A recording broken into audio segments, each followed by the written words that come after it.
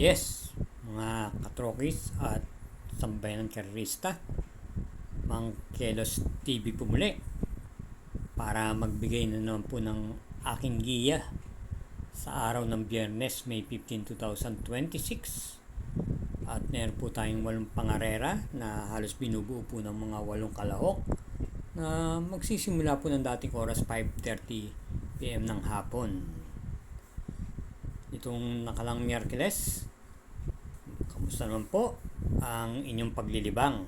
At sa naturang araw na yon, meron pong matinding dihadong nakalusot, yung numero 6 axis deviation na nulan naman po ni JL Santiago na inextra double po dun sa kabayang nanalong sa karera numero 2 na numero 7 Luke Skywalker. At bukod doon, yung bahagyang nadihado pang numero 8 Wolof.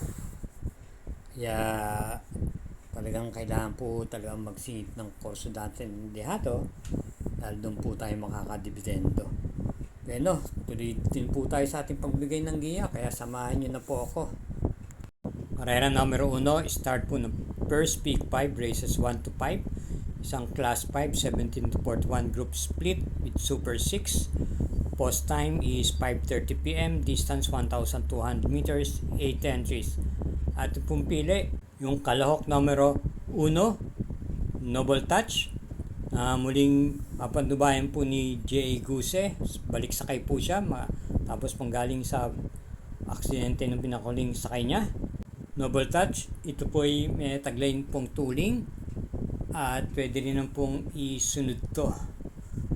Bilang panigunda naman po natin dito yung dramatic numero 2, H. Holy. Ito po yung renda po muli ni R.A. Base. Kaya para rito sa karera numero 1, pili po natin pang-primera numero 1, panigunda numero 2. Karera numero 2, ito po ang start ng winner take all. Races 2 to 8 at may distansyang 1,200 meters ang class 5, 17 to 41 group split with pentapekta. Meron pong 8 entries.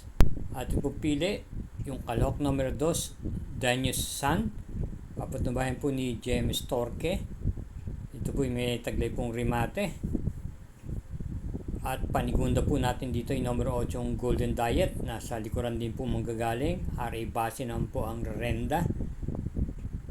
At panersera po natin yung galing sa panalong numero 4, Point of Pride, na may taglay pong bilis.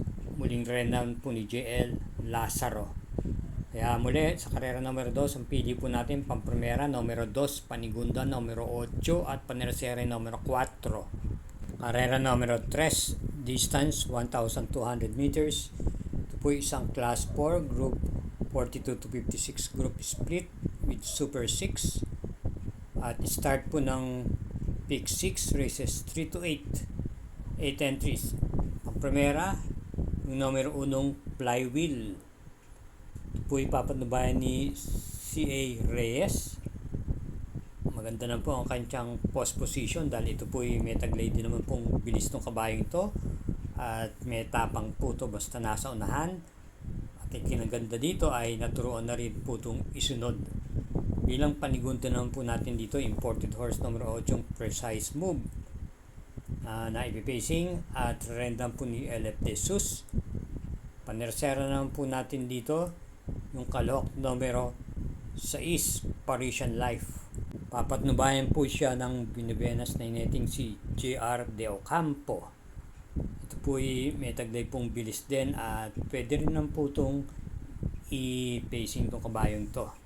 Kaya para rito sa karera numero 3, ang pili po natin pang-primera yung kalahok numero 1, panigundo yung kalahok numero 8 at panersera yung numero 6. Karera numero 4, ito po ang start ng second peak 5 races 4 to 8 with pentapekta, distance 1,200 meters, isang class 4 42 to 56 group split, another 8 entries. Pili natin pang-primera yung numero 5, Boy Wonder. Ito po may taglay pong tuling at pwedeng i-pacing at random po siya ngayon ni JV Bakaykay. Mga takbo niya ay maganda naman po ang kanyang pinapakita at kinikilos, kung saan natitimbang puto ng mga tersera pwesto at nadating ng mga hanggang quinto pwesto sa kanyang laban. Panigunda naman po natin dito yung number 7, Golden Opportunity. Gamay na gamay po ni CS Pare, isa pong imported horse. Pwede pong iuna sa harapan ito. At bilang panersera po natin dito yung number 4, Stripe of Pink, na isa rin pong imported horse. At ito naman po ay manggagaling sa likuran. Renda naman po ni JB Huko.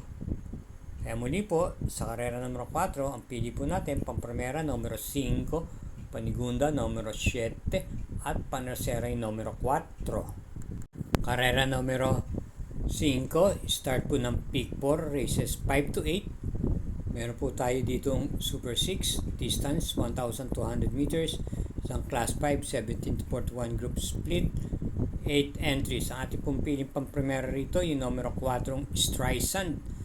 Papanubayan po ni JL Sego Jr. Ito po yung may tuling din, pero ang kinagandahan po sa bayang to ay pwede po itong i-pacing dahil meron pong ibang matutuling dito, si Giselle's Princess at Tenacity. Ganyan din naman po yung leader of the band at yung Imperial Queen. Kaya siya po ang ating naipili dahil pwede rin po ng putong isunod.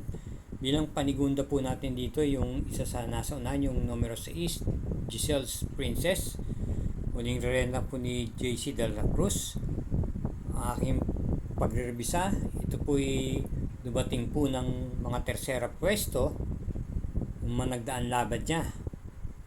At bilang panersera po natin dito yung numero 8, yung Tenacity, na may taglay din naman tuling. JMS Torque naman po ang rerenda.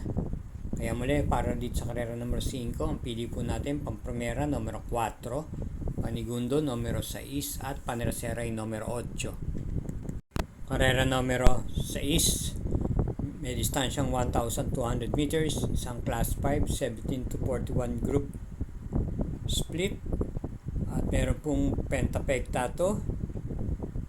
Tatakbuhin sa distansyang 1,200 meters, 8 entries. Pampremera po natin dito yung nasigunda po nung nakaraan laban niya, yung numero 2, Sentinel Mode. Ito po ay papatnubayan po ni RC Semasio. Maganda na rin po ang kanyang ikinilos nung mga nakaraan takbo niya. At panigunda naman po natin dito yung number 7, Great Angie. JD Hook po magdadala. Pwede po itong i-pacing at may taglay din naman rimati itong kabayong to. At bilang panersera yung numero 1, Angyari.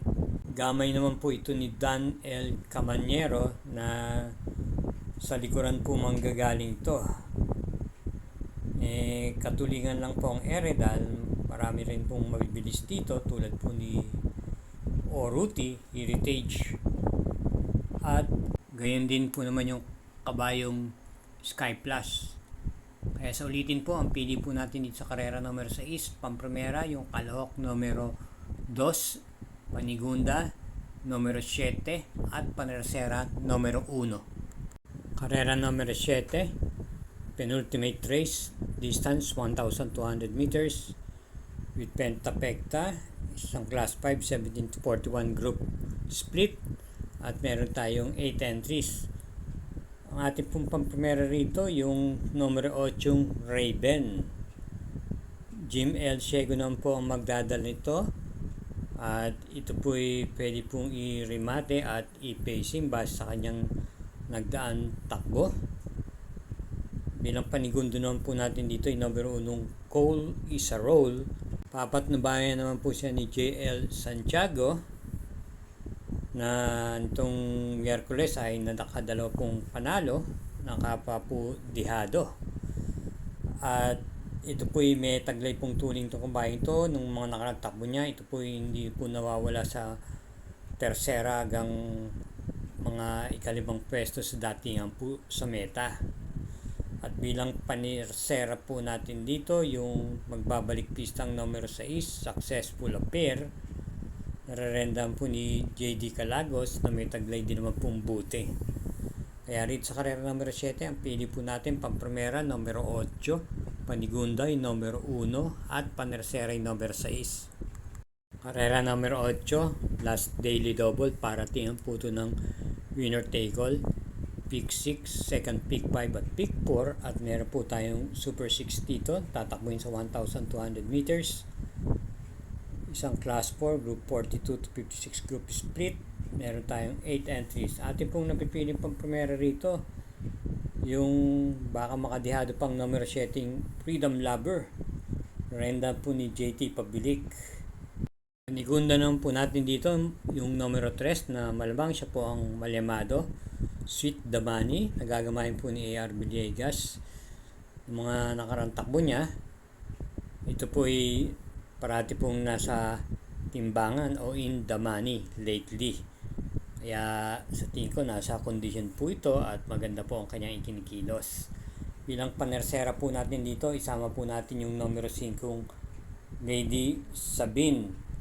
Si MP Lapid naman po ang renda. Nagpakita naman po ito ng ige nung nakaraan mga huling takbo niya. Kaya sinama mo natin siyang bilang panersera.